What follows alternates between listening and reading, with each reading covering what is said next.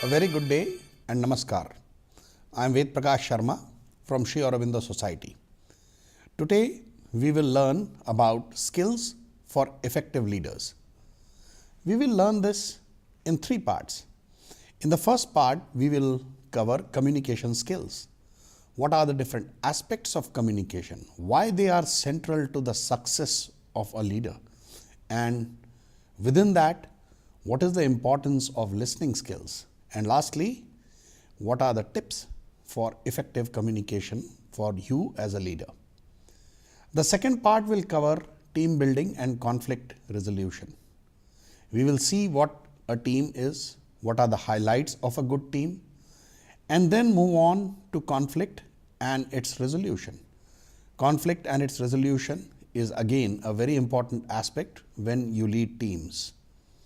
Last but not the least will be on time management, which is a critical resource for you as a leader. What is the importance of time management and how best you can manage the time through some established models is what we will see. So now let us move on to the first part, communication skills.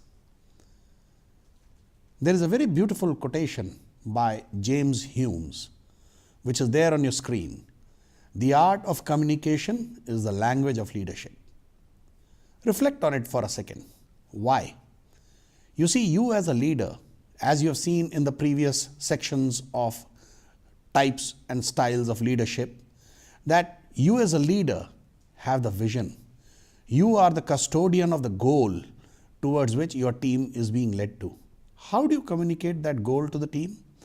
The vision is in your mind. Unless you are able to communicate that to your team, they will not be able to rally behind you. So, communication skill is something which is very important for you as a leader. Now, what you are seeing on the screen is a very interesting graphic. This is a study that was done almost 50 years back by a social scientist, and it came to be known about as 7-38-55 rule. 7 plus 38 plus 55 is 100. What the pie chart on the screen is showing is that when you have spoken communication, only 7% is what the people use for verbal communication. Your words convey what we say caters to only 7% of the total effectiveness of the communication. 38% is what is the tone, how we say it, and 55% is our expressions, our body language and our actions. So what it means is, when you focus on communication, 93% of it is non-verbal and only 7% is verbal. Now relate that to the focus that people give on improving their vocabulary skills, language skills, etc. They are important, no doubt about it. But far more important is the non-verbal dimension of it.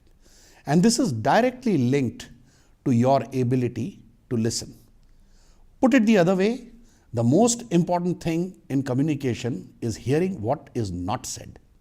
This comes straight from the guru of management, Peter Drucker. There is another quotation which I am very fond of reflecting upon myself every time I remind myself of the importance of the communication. It is, what I say and what you hear are not the same thing. You see, when I say something, the words that fall on your ear are identical to what I have said. But whether they convey the same meaning that I intended to may or may not be true. Now that is where the essence of effective communication lies. What I say and what you hear are not the same thing. Why? Because what I am saying from my context. I am saying in my state of being. What you are hearing from your context, from your state of being. So as a leader, it is extremely important that you learn the art of putting the words in a manner in which it is understood properly and catered to by the mind in the manner that you want it to be. Very often, the source of a lot of conflict is inadequate or improper communication. So, now we move to the non-verbal part, or the part which is very often underrated but is extremely important, and that's listening. You see, as I read a quotation somewhere which said that God has given us 2 ears and 1 mouth. So what he meant by that was that you listen twice as much as you speak. I think there is a lot of sense into this particular quotation. When we listen, we are actually connecting with the speaker in a much deeper way. When you have effective listening skills, it will help you build and improve relationships within your team. The person who speaks understands that you have got the capacity to listen to him. Very often, you may find that he is not able to clearly articulate what he wants to say. But if you are a good listener, you will be able to pick up the intent and what the person is trying to say and help him with the actions, even if his communications are inadequate. The second important benefit of effective listening is that it saves time. When you are only in what is in a lighter mode called transmit mode, that you are not receiving anything, you are only transmitting, you end up wasting a lot of time. People are trying to tell you something, but you are not listening at all. Now that's not good for the team. It does not build relationships. It also leaves the team with a feeling that you don't care about them. Listening is all about empathy. It's about care. And most important benefit of effective listening is that it leads to problem solving. Because when you listen, you are all attention to the possible solutions which you also may not have thought about. And more importantly, you are allowing the ownership of the communication to the person who is speaking to you. Now, what are the tips for effective communication? That is what you're seeing on your screen. Most important from the perspective of a leader is that speak through your actions. A leader who speaks more than he acts is not an effective leader. Good leaders know that their actions are their words. Second, be committed to two-way communication. Always listen more than you speak. Third, be honest and direct in dealing with bad news. Invariably, when you are a leader, you will be dealing with situations where failures occur, delays occur, the expectations of your team members are not met, and there are conflicts to be resolved. Never ever shy away from dealing with the bad news in as direct a way as you can. Momentarily, it may be difficult for you to deal with it, but in the long term, when you deal with the communication for bad news in a direct manner, your team will end up trusting you much more. Then, shape the message according to the audience. If you are speaking to very junior people or people who do not have the same skills or understanding about the problem as you have, come down to their level and speak in the manner that they understand. And a typical example is, how would you speak to a young child of 6 years old who has a vocabulary of only a few hundred words? You can't speak to him as you would speak to a postgraduate person or an adult who has a good understanding and a good vocabulary. So, as a leader, you have to shape the message for the intended audience. And last but not the least, treat communication as an ongoing process. Timeliness is vital. Never delay communication. People often wait for putting up that perfect communication so that everyone will understand. That perfection never comes. Life is all about least imperfect and not the perfect. Communicate continuously. When you communicate, you are actually connecting with your people. Link the big picture with the little picture. Don't just stay in the clouds. Have your feet firmly on the ground. And most important, don't dictate the way people should feel about the news that you give through your communication. Very often, you want people to pick up your communication in a particular way. That may not happen. Don't try to bulldoze your way. Communication is definitely not a way to pressurize people into agreeing to you on something that they do not want to agree to. If you follow these techniques, it takes many years to practice them to some degree of perfection. Your leadership effectiveness will definitely increase. So this brings us to the end of part 1, which is on communication skills. Now in the second part, we will discuss team building and conflict management. So what is a team? A team is a group of people committed to a common purpose. That's goal. Very often it's the leader's goal, the leader's vision. But the entire team holds itself mutually accountable for the achievement. Now you can directly relate. If you have to have a good team and they have to hold themselves accountable to the goals and the vision that you as a leader have set for them, the bond, the linkage comes through effective communication. What are the highlights of an effective team? First and foremost, they are unified and driven by a shared vision. They do not run in different directions. They do not act everyone in an independent manner. Now, mind you, that does not mean that the team doesn't have freedom. Team has all the operational and the actionable freedom in a good team. But all their actions, they lead to the shared vision and the goal. The second important aspect of an effective team is trust and mutual respect. In a good team, everyone trusts everyone else. Now you as a leader hold the prime responsibility for instilling that trust. If you are direct with everyone, if you are honest with everyone, everyone will be honest with you. If you are loyal to the team will be loyal to you. Often a mistake is made that somebody is working for you in the team, you expect him to be loyal to you, you expect him to be honest to you, you expect him to have the highest level of integrity. But what about the other way? The best way to ensure that you have all these qualities in the team, you have to display it to your team members yourself. Next, the important quality in a team is that team members have high empathy for each other. Empathy connects people in a very silent way. People may go through difficulties, people may not be succeeding. The team members may have different levels of performance. But in a good team, they don't criticize each other. Or well, they may criticize each other, but for positive results. They do not try to do one-upmanship over each other. Empathy ensures that. We have already discussed this point, but it's worth reiterating. A good team has common ownership and joint responsibility.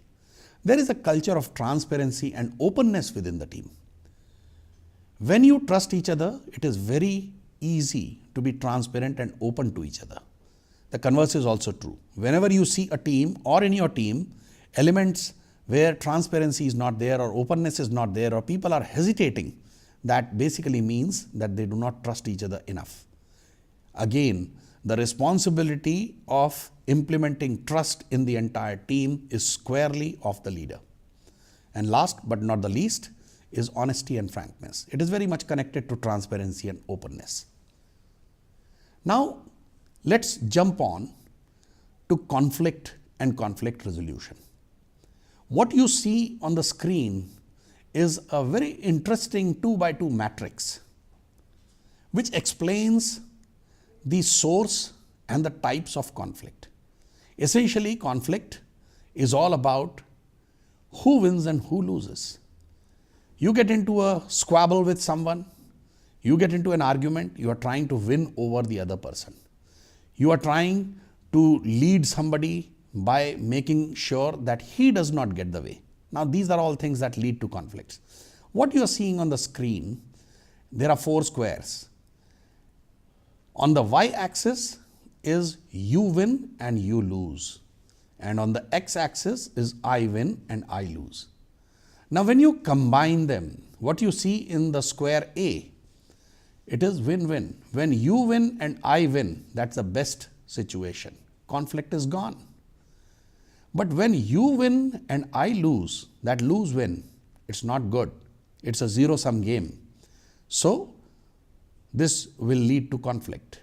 Similar is the square C, where I win but you lose. And square D is where I also lose and you also lose. Now, if you notice, there are 4 or 5 different types of situations which can be fitted into these squares. Let me first cover the ones which are red, which is something that you don't want. Lose-lose. When is the situation when I also lose and you also lose? That's avoidance. You have a conflict, you have a misunderstanding, you have something which needs to be resolved, but if you avoid bringing it up because it may be embarrassing, because it may put you in a difficult situation, it doesn't lead to anyone's benefit. So both of you lose. What are the situations when you lose or I lose, which is B and C? It's competition. When you compete with each other, I want to win over this guy. Well, who remembered the goal? You may win, but if it takes the team away from the centrality of the goal, who has won? It's a loss to both of you in the ultimate analysis. The best scenario, like we said earlier, is A, win-win. That is when you collaborate with each other. You accommodate conflicts. You may not agree with other person's situation, he may not agree with you, but both of you find some common ground and work together in pursuance of the goal. And there is yet another situation which is not a classic win-lose or win-win or lose-lose. It is the middle ground of compromise. Very often, two very strong-headed team members may reach a situation where they both believe that they are right. That's a time for compromise. Again, it has to be aligned to the pursuit of the goal, because that is what the whole team is existing for. Now, once we understand the nature of conflict, what are the tips for managing conflicts? First and foremost, there is a beautiful quotation that we all must learn to agree to disagree.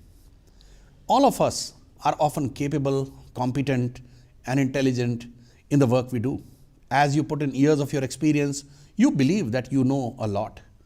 There may be a situation where both parties who are in conflict believe that they are right. So you have to give space to each other without compromising, without agreeing with them. So that is where the phrase comes, agree to disagree. It's a very high state of maturity and capability if the teams are able to display this characteristic. Again, we come back to the point of mutual respect. You may have differences, but you must respect each other as person. Implicit in this particular statement is the fact that we have to deal with issues and not with people. What happens in conflict is people forget the issues and start targeting the people. That's where it degenerates into a bad conflict. Good teams, good conflict managers understand that a person is different from the issue. I may not agree with the issue, but that doesn't mean that I can't be friendly to the person. Once you take care of this particular aspect, you are on the path of resolving conflict. Try to resolve issues through dialogue and staying focused on the common goal. Now again, implicit in this particular statement is the fact that don't waste your energy in argument and squabbles and confrontations. If you remember that you are existing for the goal that the team is working for, just as you are working for the goal, so is the other person, try and resolve each other's differences through dialogue. Put yourself in the shoes of the other person. That is the most effective way of understanding why the other person is not agreeing with you. Because he may be seeing the thing in a different way. He may not be seeing the same issue as you are seeing it. Once you understand his constraints, his situation, then you will probably realize that there is a better way of resolving the conflict. Again, focus on solving the problem and not changing the person. We discussed this in the previous point. And last, in case you get into a situation where you both can't resolve the conflict, escalate. You're not alone. The goal is for the entire team. Do not keep things inside your chest. A good team has the capacity and the courage to escalate the problem and stand up to it for someone else to solve it. Because ultimately, we are all instruments for the achievement of the vision and the goal. So now that brings us to the last part, the time management, which is a critical resource for any leader. As you can see on the slide, your greatest resource is your time. Very often that is the most poorly used resource as well. Now, how do you ensure as a leader that your time and your team's time is most well utilized? The starting point for effective time management is clear vision and goals. The more clarity you have as a leader, the less time the team and yourself will spend in resolving conflicts or ambiguities or confusions. So spend a lot of time in planning, spend a lot of time in attaining the clarity, which will then prevent you from walking into 10 different paths and returning from each till you find the right one. There is a saying that a good tailor measures twice and cuts once. That applies to a leader as well. This is one of the best ways to save time. Many armies, they will, if you go through the doctrine of army, one of the fundamental things that is taught to army officers is that if you have to spend X amount of time in action, spend 3X amount in planning. So when you plan, you attain clarity and you will act that much better, saving everybody's time and energy. There may be situations where planning time is not available, but those are the situations where, again, if you have the clarity, your instant response, if you have worked hard enough, your impulsive response, your intuitive response will take you to the right path. Now, I want to spend some time on urgent and important matrix. This was a matrix which was developed in late 50s. What you are seeing on x-axis is urgent and not urgent. And on the y-axis is not important and important. You see, many of the times we are actually handling things which are urgent as well as important. You are basically firefighting. You can't get it out of your way. You have to do it, and it is very important as well. Crisis management, deadlines, meetings, and pressing issues, they come into this. But the most important box as far as the leader is concerned is the second one. Not urgent but important. If you can move most of your time management into things which are important but not urgent, you will be able to focus your energy, you will be able to give the necessary patient, deliberate effort to resolving the important things. When you deal more with important things, automatically urgent things reduce. Often, when we don't manage our time, we keep on pending the important things till they become urgent, and then we treat them as a firefighting situation. A very bad thing for everyone. And the third and fourth quadrants are the ones which are not important and urgent, and not important and not urgent. These are the things you are using WhatsApp, you are taking phone calls, you have interruptions, you want to watch TV, and all these things. These are the things which are not important and very often not urgent. Try to minimize the time in these squares. This 2x2 matrix is a very important tool for a leader to analyze his particular day or his entire work and see how he or she spends the time in which quadrant. It may well be that you are in the third or fourth quadrant and first quadrant quite often, but try to move to the quadrant 2, which is the best one for the leader. With this, we come to the end of this particular session. Thank you very much. And should you need any further clarifications or you want to reach me, the email ID and the website of Sri Aurobindo Society is on your last screen.